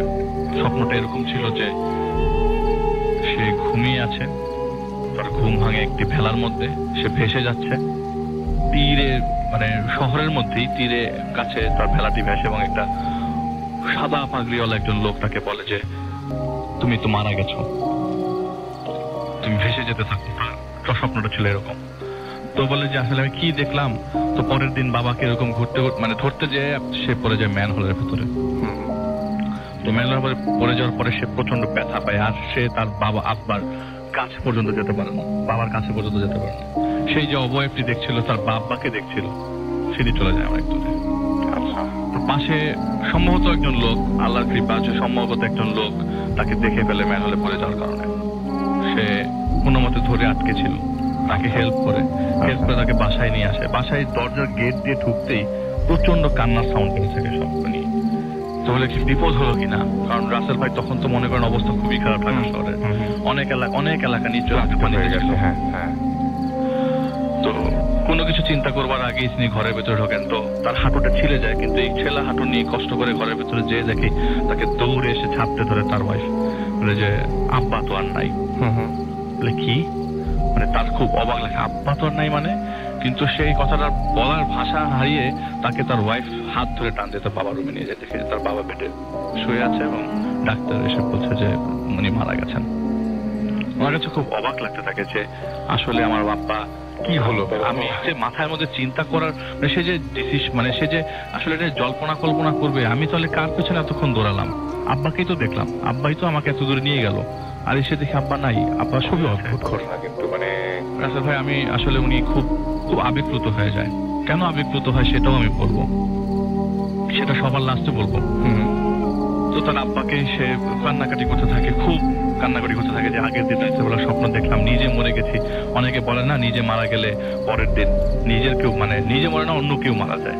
তো নিজের বাবা যে চলে যাবে তার পাশ থেকে এভাবে, এটাও সে কখনো কল্পনা করতে পারে নাই। তো আসলে বন্যার সময় সবাই আসতে পারে নাই, আত্মীয় স্বজন সবাই আসতে পারে নাই, বিভিন্ন জায়গায় পানি দিয়ে আটকানো, সবাই আসতে পারে নাই। তো এলাকার কিছু মানুষজন নিয়ে, হেল্প নিয়ে, তখন একমাত্র কবরস্থানটা একটু উঁচু ছিল, ওই জায়গা থেকে ছিল অবস্থান, এবং তাদের আদি নিবাস মোহাম্মদপুরেও ছিল। আচ্ছা, তাদের কিছু আত্মীয় স্বজন মোহাম্মদপুরেও আছে। তো সবার সাজেশন নেওয়ার পরে মোহাম্মদপুরের লাশ দাফনের জন্য ব্যবস্থা করা হয়। কিন্তু আশেপাশের মসজিদগুলো পানি নিচে থাকবার কারণে জানাজা প্রপারলি হয়নি ওই এলাকাতে। তো আজ মোহাম্মদপুরে নিয়ে আসার পরে তাজমহল রোডে একটি মসজিদ আছে, আমরা সবাই জানি, বড় একটি মসজিদ, সেখানে জানাজা হয়। জানাজার সময় যখন এলাকার লোকজনদের কাছে ওই মাইক দিয়ে যখন বলতে দেওয়া হয় যে তুমি তোমার সবার উদ্দেশ্যে কিছু একটা বলো, তোমার আব্বা মারা গেছে, কোনো দাবি দেওয়া যাতে না রাখে। সাথে তো জানাজা পড়তে অনেক মানুষ এসছে। ওই মুহূর্তে মুসল্লিরা কিছু ছিল, বাদ আসর সেই নামাজের মধ্যে জানাজার পরে সে যখন মাইক নিয়ে সবার উদ্দেশ্যে বলতে যায় যে আমার বাবা মারা গেছেন, আপনার কোনো দাবি দেওয়া থাকলে আমার কাছে এসে বলবেন। এই বলবেন বলতে গিয়ে লাস্ট কাতারে সে একজন লোক দেখতে পায় তার আব্বাকে। কি ব্যাপার? সে আর সব কথাবার্তা, সে বাকরুদ্ধ হয়ে পড়ে। আমি কি দেখছি? তার দুই ভাই, তার চাচারা, তার আত্মীয় স্বজন আছে, তাহলে আব্বাকে সবার লাস্টে আমি দেখছি কেন? তার আব্বা ঠিক, আমরা অনেকে একটু দুই হাতে ভাবে, আমি আসলে এখানে দেখাতে পারছি কিন্তু হাত করে উপরে রেখে ঠিকভাবে দাঁড়িয়ে আছে গেটের পাশে এবং হাসি দিয়ে দাঁড়িয়ে আছে। তো তার মাথার মধ্যে আসতে থাকে মসজিদের মধ্যে যে আসলে আমি আব্বাকে দেখছি, আমার সামনে লাশে পড়ে আছে, হয়তো আব্বা ভালো আছে, আব্বা তো হাসছে, মনে হয় আব্বা অনেক সুখী আছে। তার এইটা ধারণা হতে থাকে। এটা কি ধরনের ধারণা রাসেল ভাই আমার কোনো আইডিয়া নেই। অনেক ঘটনা নিয়ে এসে রাসেল ভাই আমি ভূত এফএমে শেয়ার করছি, অনেক ঘটনাই বলছি রাসেল ভাই, এটা একটু বিট ডিফারেন্ট। তার কাছে মনে তো থাকে আমার আব্বা মনে হয় ভালো আছে। সে যখন দাফন শেষ করে, সবচেয়ে ইন্টারেস্টিং ব্যাপার হচ্ছে সে যখন দাফনটা শেষ করে, দাফন শেষ করবার পরে সবাই যখন চলে যেতে থাকে, সে একমাত্র বান্দা, সে কি কারণে জানি সবাইকে বকশিশ দিতে দিতে ওই জায়গাটা থেকে যায়। আর তখন তার ফাইন্যান্সিয়াল কন্ডিশন অত ভালো ছিল না, তারপরও সে চেষ্টা করে ওইখানে গরিবদের মোটামুটি গরিবদেরকে কিছু হেল্প করবার জন্য। তো করতে করতে রাসেল ভাই সে মায়ার চোটে চোখে পানি ফেলতে ফেলতে বাবার কবরটার দিকে আবার পেছনে তাকায়। আমার নিজেরই খারাপ লাগে রাসেল ভাই বলতে। সে দেখে সেই আব্বা তার কবরের পাশে বসে কাঁদছে। এখন সে কি দৌড়িয়ে গিয়ে জড়িয়ে ধরবে আব্বাকে, নাকি বলবে আব্বা তুমি যেও না, আব্বা তুমি আমার সাথে থাকো? খুব খারাপ লাগতে থাকে তার ঘটনা, মানে এটা দেখে। আমি মাত্রই তো আমার আব্বাকে নিজের হাতে ধরে কবরে নেমে শোয়ালাম, সেই মানুষটিকে আমি চলো জ্যান্ত দেখতে পাচ্ছি কবরের পাশে বসে কান্না করছে। খুব খারাপ লাগতে থাকে তার। তার ভাইরা তাকে টানতে থাকে, কিন্তু সে তার ভাইজিদেরকে বলতে থাকে না, বলে নাই। হয়তো বলে যে আমি হয়তো সেলফিশের কাজ করলাম, আমি নিজে দেখতে পাচ্ছি, ওরা দেখতে পাচ্ছে না, তো এটাকে আমি বলবো না, আমি দেখবো আব্বাকে, আমি দেখবো শুধু। প্রচন্ড ভালোবাসতো হয়তো বা এই জন্য রাসেল ভাই, হয়তো বা রাসেল ভাই এই প্রচন্ড ভালোবাসার কারণেই হতে পারে যে এই কারণে সে এগুলি দেখতে পাচ্ছে। সে মনে করতে থাকে হয়তো আব্বাকে আমি দেখতে পাচ্ছি, আব্বা আমাকে অনেক ভালোবাসে, কিন্তু তার মাথায় এখনো আসে নাই যে এটা আরো দূর করাতে পারে রাসেল ভাই, আরো দূর করাতে পারে। আমি বলছি আরো দূর করাতে পারে, এখন শেষ হয়নি। আমি মাত্র মাঝখানে আসলাম। সে বাসায় ব্যাক করে রাসেল ভাই, হাঁটুর প্রচন্ড ব্যথার কারণে সে অনেক কাজ ঠিক মতো করতেও পারে নাই।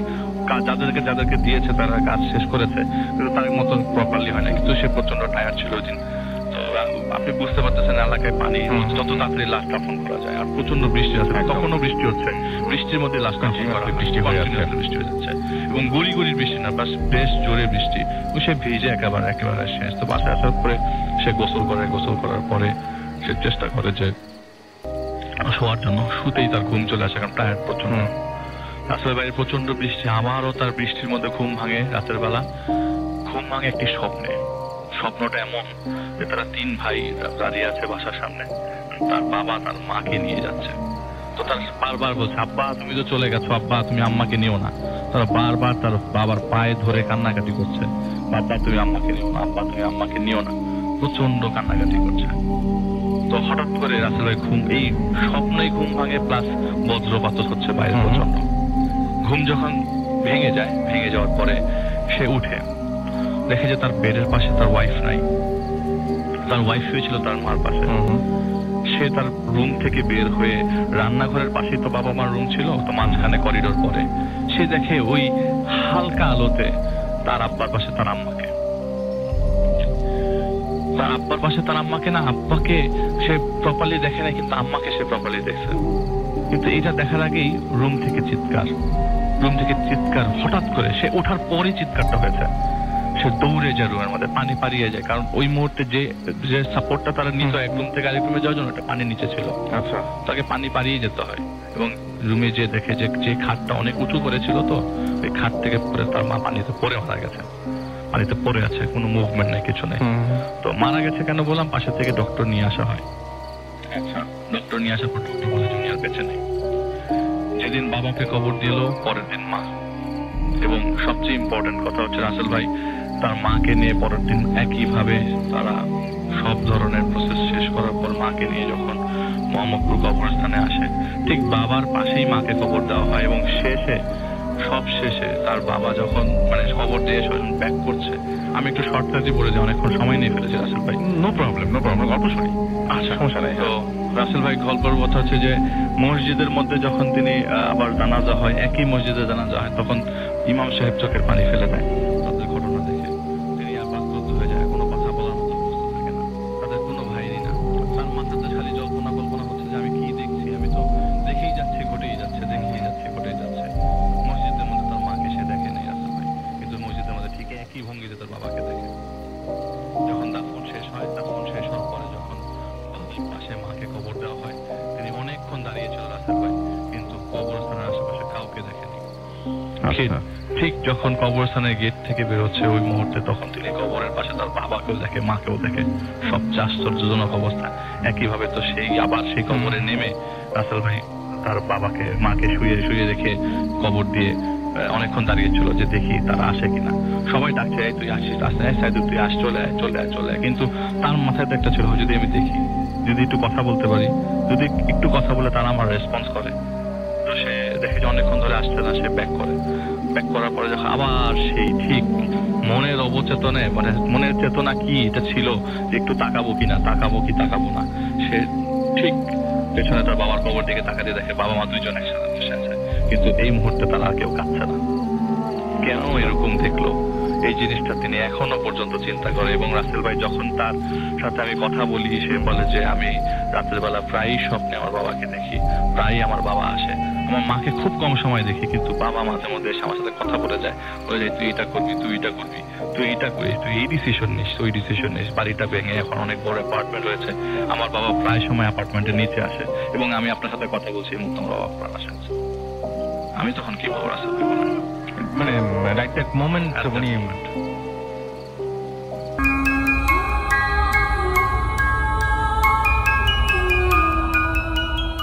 পুরোনো গাছ, ওই গাছটা দিয়ে শুরু করি। গাছটা অনেক পুরনো রাসেল ভাই, অনেক পুরনো একটা গাছ, এবং ওই গাছের পাশে যেই অ্যাপার্টমেন্টটা আছে সেখানকার মানুষ কিছু মানে উদ্ভট জিনিসপত্র দেখতো। হ্যাঁ, মনে হতো গাছের উপর কেউ বসে আছে রাত্রেবেলা। হ্যাঁ, এবং গভীর রাত হলে জায়গাটা কেমন একটা অন্যরকম একটা পরিবেশ ওখানে তৈরি হতো।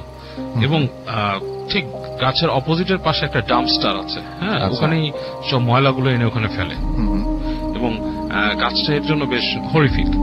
তো অনেকে অনেক কিছু দেখার পর একদিন ওই পাশের অ্যাপার্টমেন্টের লোকটা সিদ্ধান্ত নেয় যে গাছটা কেটে ফেলবে।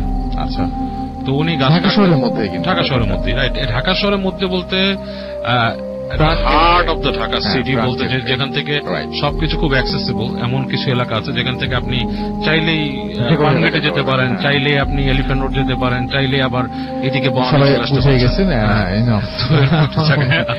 না। আমি চাই মানুষ একটু ওই জায়গাটা ইন্ডিফার করুক, এর জন্য একটু ক্লু দিচ্ছি, বাট স্পেসিফিকলি বলছি না। তো ওই যে গাছটা, তো গাছটা কাটার সিদ্ধান্ত নেয় অ্যাপার্টমেন্টের লোকটা, এবং উনি একদিন গাছটা কাটতে যায়, এবং ভোরবেলা কাজ শুরু করে উনি ঠিক ফজরের নামাজের পরে। আচ্ছা, তো হোয়াট হ্যাপেন, উনি যখন গাছটা কাটা শুরু করলো, ফার্স্টে একটা কুড়াল নিয়ে কোপ দিল, দ্বিতীয়টা দিল, একটু পরে তিনি বেহুশ হয়ে গেলেন, এখানে ঠাস করে পড়ে গেলেন পুরো। এবং মানুষজন যারা জানতো না তারা শব্দ পেল একটা, দেখলো গাছ নিয়ে পড়ে আছে, বেরিয়ে এসে দেখলো যে উনি পড়ে আছে এখানে কুড়াল নিয়ে। তো ওনাকে আপনার বাসায় নিয়ে গেল, পানি দেওয়া হলো, এই করলো। তারপর উনি বলল যেটা উনি যখন গাছটা কাটতে যায় তখনও বেশ অন্ধকার অন্ধকার ছিল জায়গাটা। তো উনি নাকি দেখে গাছের ভেতর থেকে বেশ কালো একটা কিছু মানুষের অবয়ব টাইপের এসে ওনাকে চাপটায় ধরছে। আচ্ছা, এবং উনি সাথে সাথে আপনার ফেইন্ট হয়ে যায় আর কি। এরপর গাছ কাটার পরিকল্পনা বাদ, এবং এরকম ছোটখাটো জিনিস অনেকে ওই গাছের কাছে এক্সপিরিয়েন্স করে। তো ওই গাছ তো হচ্ছে এন্ট্রেন্সে, কলোনিতে যখন আপনি ঢুকবেন, ঢোকার পরপরই কিন্তু একটু পরেই দেখবেন আপনি পুরানো একটা কলোনি, ডান দিকে বাম দিকে একটু আপনার গাছপালা টাইপের। ঢোকার পর একটা জায়গা আছে ডান দিক দিয়ে ঢোকার সময় কলোনির মাঝখানে, সেখানে ওই সিঁড়ি ঘর, যেটা বিল্ডিং এ ওঠার জন্য যেটা সিঁড়ি ঘর আর কি, সেই জায়গাটাও কেমন স্পুকি টাইপের আসলে, অন্ধকার হয়ে থাকে। এবং ওর ভেতরে যে লাইট পোস্ট গুলো সেগুলো কিন্তু এখনো নিয়নের আলো জ্বলে, লাইক টিউব লাইট, আগের আমলে যেরকম জ্বলতো সেরকম টিউব লাইট। গাছপালা আছে প্রচুর, জঙ্গল, মানে একটা জঙ্গলের মতো অবস্থা ভেতরে, যেটা বলছি আমি আলাদা একটা ইকোসিস্টেমের মতো। তো ওইখানে অনেকেই নাকি দেখছে মাঝখানে আর কি, যে একটা মানুষ লাইক গায়ের মধ্যে কম্বল দিয়ে বসে থাকলে যে সেভাবে গভীর রাতে বসে থাকে, এরকম একজন লোক আপনার রাতের বেলা সে উঠতেছিল সিঁড়ি দিয়ে, এবং সে হঠাৎ করে দেখে এরকম কম্বলের মতো একটা মানুষের মতো বসা। সে ঘুরে যখন তাকায় তার দিকে, তারপর কিন্তু সে বেহুশ হয়ে যায়। এবং এরপর থেকে ওই লোকটা কিন্তু বেশ আপনার পজেস টাইপের, প্রায় তার এরকম দাঁতে দাঁত লেগে যায় এবং বিভিন্ন কিছু দেখে, এবং সে একটু অ্যাবনর্মাল হয়ে গেছে। আর ওই যে গাছ কাটতে গেছিল রাসেল ভাই যে অ্যাপার্টমেন্টটায়, ওই অ্যাপার্টমেন্টে যারা থাকতো তাদের মধ্যে একটা ছেলে কিন্তু পরে আত্মহত্যা করে, তাদের একজন ছেলে, and without knowing any reason. ঠিক আছে। আর ওই অ্যাপার্টমেন্টের আরো কিছু কাহিনী, যেমন ওই অ্যাপার্টমেন্টের একদম কলোনি যে শেষের দিকে অ্যাপার্টমেন্টে, ওটাতে একটু এক্সটেনশন আছে মানুষের, ধরেন আলাদা নিচতলায় বাড়ি করা, ওখানে টিনের চাল দেওয়া। তো ওই বাসায় যে থাকে আর কি, তার মুখ থেকে শোনা, আমার একজন ফ্রেন্ড বলছে যে ওদের বাড়িতে আপনার রাতের বেলা হঠাৎ করে মনে হয় যে ছাদের উপরে খুব ভারী কোনো মানুষ ধুমধাম শব্দ করে হেঁটে যাচ্ছে টিনের চালের উপর দিয়ে। তো ওরা একবার ও আর ওর আব্বা একদিন বের হয়েছে রাত্রেবেলা এরকম শব্দে, রাত্রে ধরেন 1টা 12টা 1টার দিকে, মনে হচ্ছে ধুমধাম শব্দ হচ্ছে। বের হয়েছে, বের হয়ে যখন তাকায় দেখছে উপরে, দেখে কেউ নাই। কিন্তু একটু আগে মনে হচ্ছে ছাদ কেউ ভেঙে ফেলতেছে, এরকম তাই মনে হয়। হ্যাঁ, এরকম শব্দ। আচ্ছা। তো এরপর থেকে শব্দটা হঠাৎ থেমে যায়, হঠাৎ হয়। তো বেশ কিছুদিন আগে, মানে খুব রিসেন্ট টাইমের একটা কাহিনী, যে এরকম ছাদের উপরে মনে হচ্ছে যে কেউ ভেঙে ফেলতেছে, মানে খুব ভারী, ধরেন একজন মানুষ যদি বেশ ধরেন তার ওজন যদি 200-300 কেজি হয়, লাইক একজন রেসলারের মতো একজন মানুষ ওখান থেকে দৌড়াচ্ছে, প্রচন্ড শব্দ, এবং মনে হচ্ছে যে টিনের চালটা কেউ টান দিয়ে ছিঁড়ে ফেলতেছে মাঝখান থেকে। আচ্ছা। এরকম শব্দ, এবং গভীর রাতে, রাত তখন বাজে 3টা। আচ্ছা। তো তখন আমার ওই ফ্রেন্ড ঘুম থেকে উঠে যায়, উঠে এগুলো শব্দ শুনে ও বেরোতে চায়, তোর বাবা বেরোতে দেয় না তাকে, বলে যে তুই বের হইস না, হ্যাঁ এখানে অন্য কিছু আছে, সমস্যা আছে, তো বেরোতে দেয় না। তো এর আগের দিনের কাহিনী, এরকম শব্দ তাদের বাসায় এর আগের দিনও হয়েছিল। কেন বেরোতে দিল না ওই আঙ্কেল, কেন না করলো?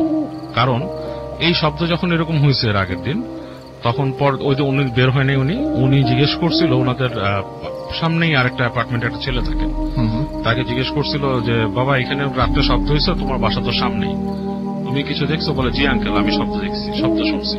শব্দ শোনার পর আমি আমার জানলা দিয়ে তাকাইছি, তো তাকায় আমি আমার দেখলাম যে আবছা আবছা আলোতে কিছু ছোট ছেলে পেলে, তাদের বয়স হবে 10, 11, 12 এরকম, হ্যাঁ, তারা এবং প্রত্যেকের সাথে একটা করে কুকুর, আচ্ছা, আপনাদের ছাদের উপরে দৌড়াদৌড়ি করতেছে। তো আমি আমার হাতে ফ্ল্যাশ লাইট ছিল, মানে বাসা ছিল, নিয়ে এসে ফ্ল্যাশ লাইট মারছি, মেরে পুরো স্পষ্ট কিছু দেখি নাই, বাট দেখলাম যে মনে হচ্ছে দৌড়াচ্ছে এরকম, সাথে কুকুর এবং মানুষ। এবং আমি তখন কি করছি, মনে করছি ঘটনাটা কি, রাত বাজে 3টা, এরকম সময় এরকম তো দৌড়ানোর কথা না, রাইট। তখন সে কি করছে, তার অ্যাপার্টমেন্ট থেকে বের হয়েছে, নিচে আসছে, নিচে এসে যখন লাইট মারছে কিচ্ছু নেই, পুরো জায়গাটা ফাঁকা। এবং ওই জায়গাটা রাসেল ভাই আসলে হন্টেড। আমি নিজে ওখানে কিছু ভাইব পেয়েছি, যেমন আমি ওখানে গেলে দেখি যে অনেক সময় দেখি একটা কালো বিড়াল থাকে, মাঝে মাঝে আসে, এসে তাকিয়ে থাকে, এবং অনেক সময় দেখা যায় ওর দিকে তাকাইলেও নাই। তো এরকম আরো কিছু ওই জায়গাটায় ঘটে। জায়গাটা বেশ হন্টেড একটা মানে এরিয়া, অনেক আগে তৈরি, এবং আমার মনে হয় মোটামুটি বেশ অনেকটা ইতিহাস মানে বহন করতেছে জায়গাটা। রাইট। তো এই ছিল বাবু ভাইয়ের এখনকার মতো ঘটনা। আমরা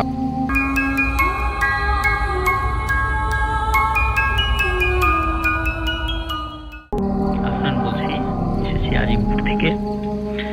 আজকে যে ঘটনাটি আমি শেয়ার করব সেটা একটু প্রিভিয়াস হিস্ট্রিটা বলার দরকার, যেটা আমি কোথা থেকে পেলাম।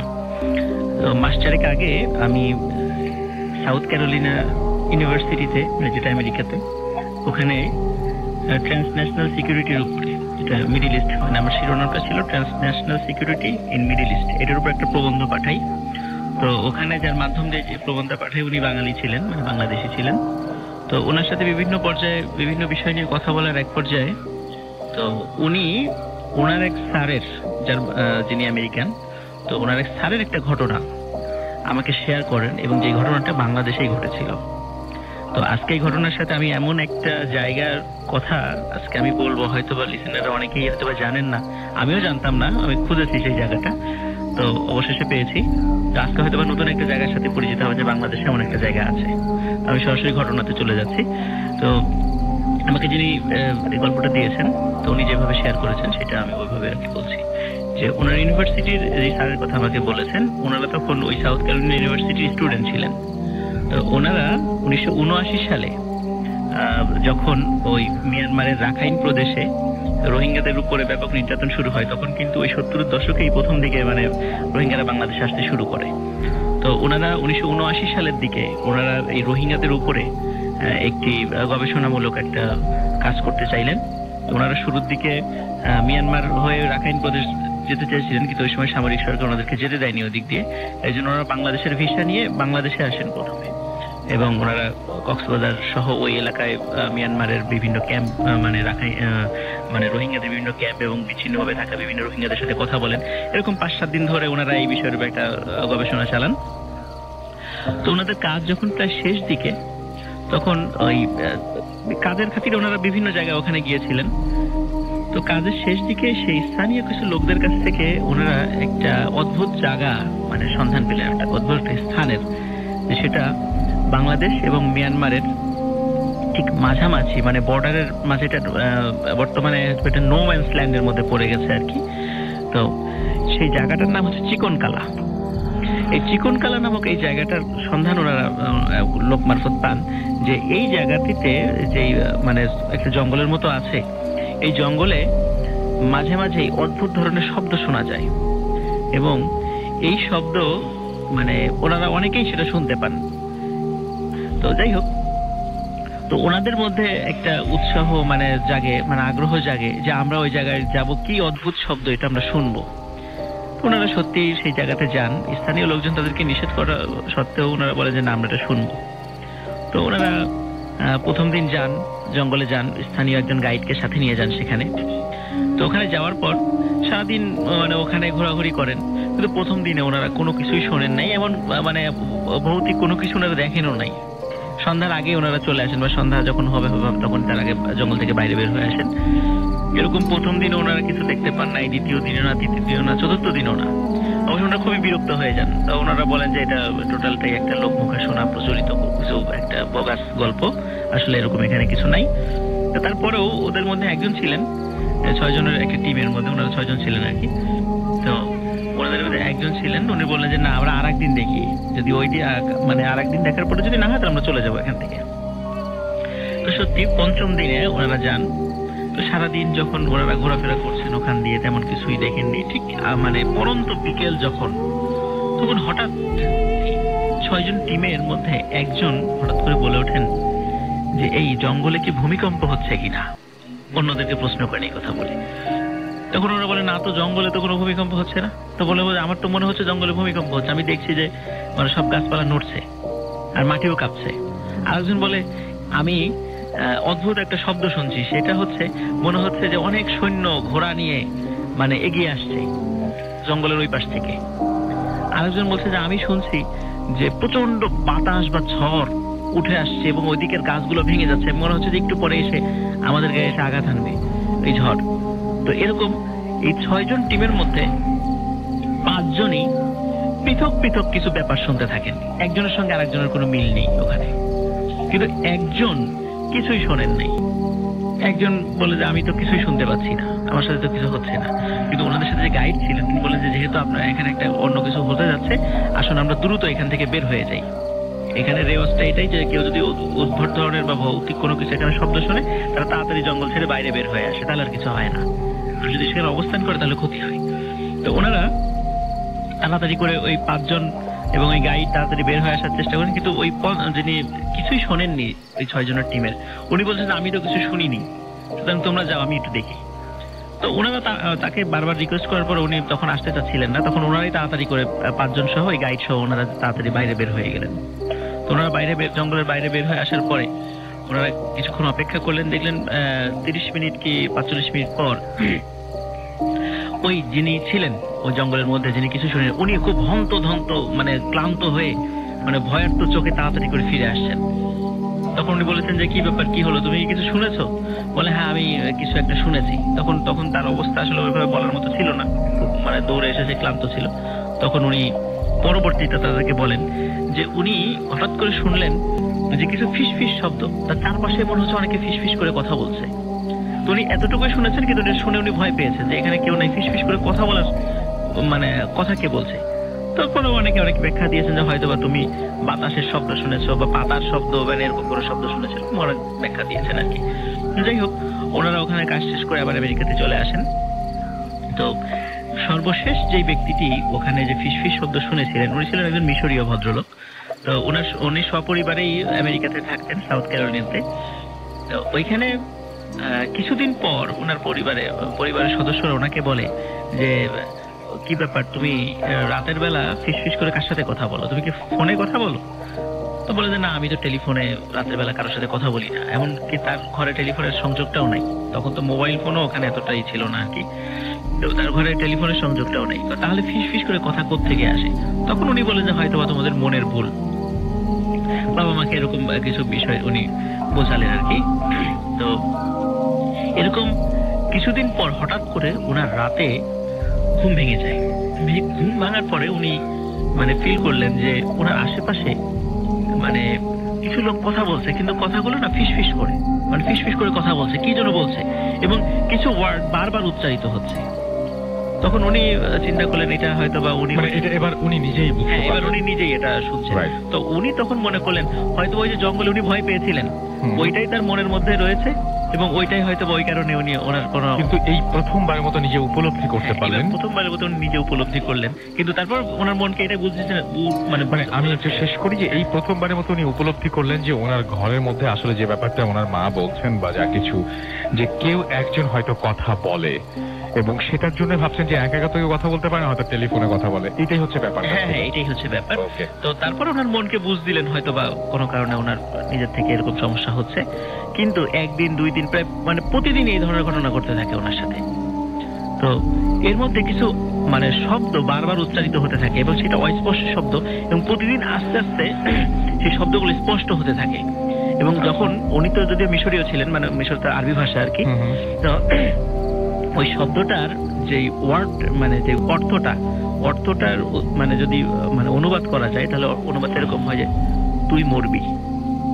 এরকম শব্দটা বারবার চারদিকে হয়, মানে তুই মরবি, তুই মরবি। হ্যাঁ, এরকম বারবার ওনার রুমের মধ্যে ফিসফিস করে এই কথাটা বারবার হতে থাকে।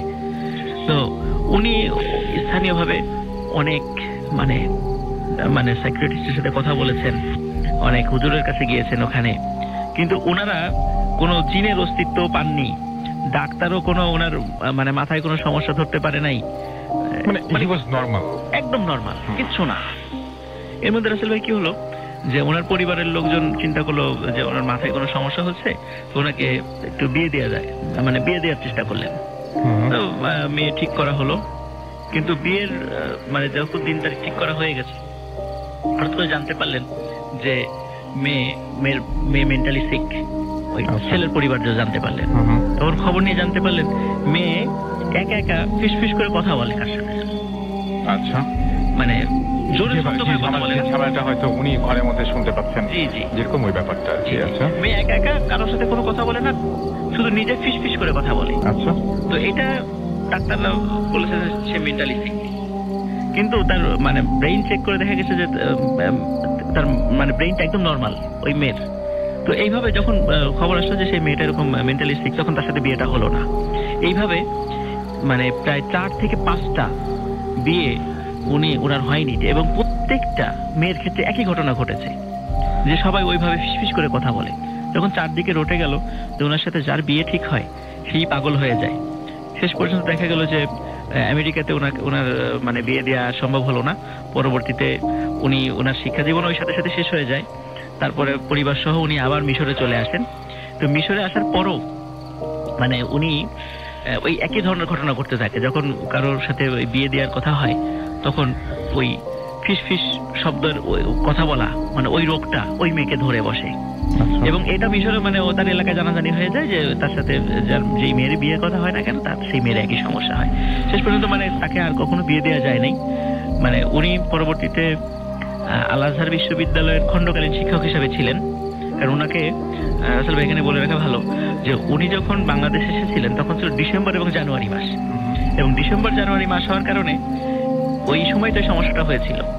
পরবর্তীতে যখন উনি প্রতি মানে 12 মাসের মানে মাত্র 2টো মাস উনি মেন্টালি সিক থাকেন, এবং ওই সময় ফিসফিস করে কারোর সাথে কথা বলেন।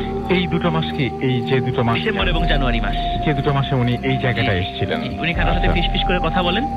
এবং যেহেতু ওনার এই সমস্যা রয়েছে, এই জন্য আল আজহার বিশ্ববিদ্যালয় থেকে ওনাকে মানে পার্মানেন্ট টিচার হিসেবে কখনো নিয়োগ দেওয়া হয়নি। উনি খণ্ডকালীন টিচার হিসেবে ছিলেন।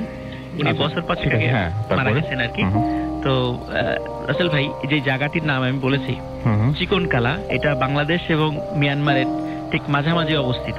আচ্ছা, তো এই জায়গাটা স্থানীয়ভাবে একটা কথা প্রচলিত আছে যে প্রতি বছর মানে 3 থেকে 4 জন লোক ওখানে মারা যায়, এবং যারা যখন ওখানে জঙ্গলে থাকে তখন মানে ধূপ ধাপ বা অদ্ভুত ধরনের কিছু শব্দ শোনে। যখন এই শব্দ শোনে ওই কাঠুরিয়া বা যেই থাকুক না কেন, তারা দ্রুত সবকিছু ফেলে দিয়ে লোকালয়ে চলে আসে। কিন্তু কিছু লোক হয়তো বা কিছু লোক ওখানে পিছনে পড়ে যান। এরকম 1-2 জন লোক যারা পিছনে পড়ে যান, তাদের পরে ডেড বডি ওখানে পাওয়া যায়, এবং তাদের সকলের চোখে মানে ভয়ের চিহ্ন মানে প্রচ্ছন্ন ভয়ের চিহ্ন থাকে। ওনারা আসলে কি দেখেন, কি দেখে মারা যান? এই ভদ্রলোক যখন মারা গেছিলেন আপনাকে জিনিস মনে হয় মিস করে গেছেন, তারপরে তার চেহারাটা একটু অন্যরকম ছিল, সেটা আপনি মনে হয় হ্যাঁ হ্যাঁ, উনি যখন বছর 5 আগে যখন উনি মারা যান, তখন ওনার ডেড বডি যখন মানে উদ্ধার হয়, তখন একটা জিনিস তাকে দেখে, তার চেহারাতেও একটা ভয়ের ছাপ ছিল। আসলে উনি যে কি দেখেছেন এটা কেউ জানে না। ওকে। এই ছিল রাসেল ভাই ঘটনা।